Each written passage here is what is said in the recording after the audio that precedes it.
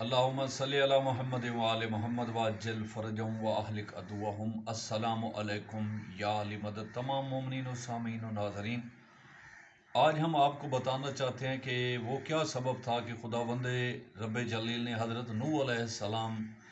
کی طرف یہ وحی کی کہ اے نوح علیہ السلام، تمہارا جو بیٹا ہے وہ تمہارے اہل میں سے نہیں ہے۔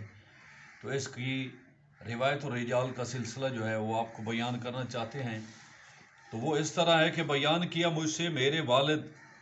اور انہوں نے کہا ہے کہ بیان کیا مجھ سے سعد بن عبداللہ نے، اور وہ کہتے ہیں کہ مجھ سے احمد بن محمد بن عیسیٰ نے، اور وہ کہتے ہیں کہ حسن بن علی،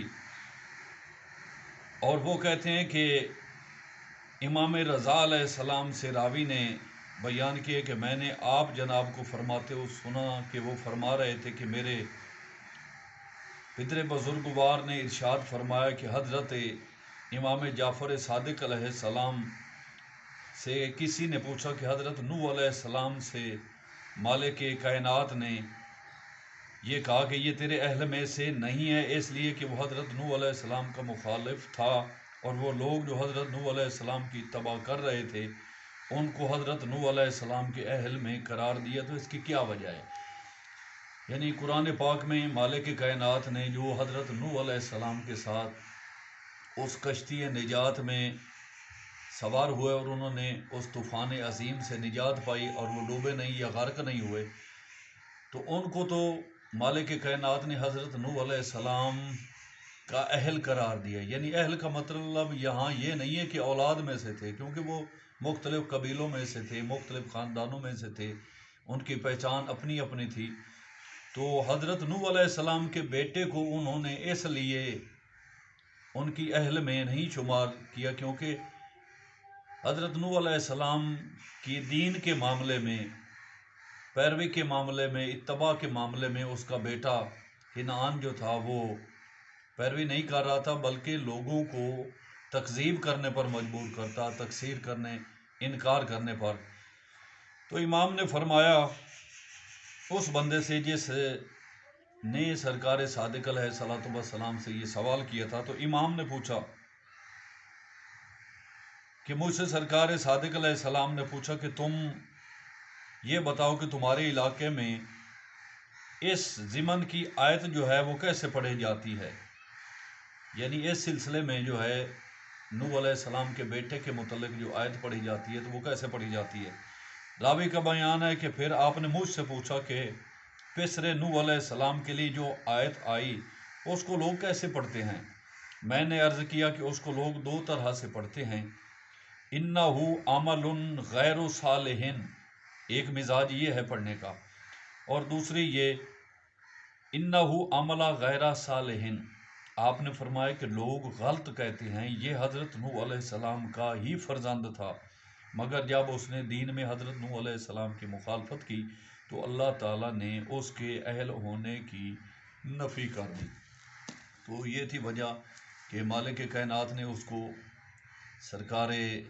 نوح علیہ السلام کے بیٹے ہونے سے بھی خارج کر دیا، یعنی اہل میں سے خارج کر دیا، اولاد میں سے خارج کر دیا، بلکہ ان کی بیوی کو بھی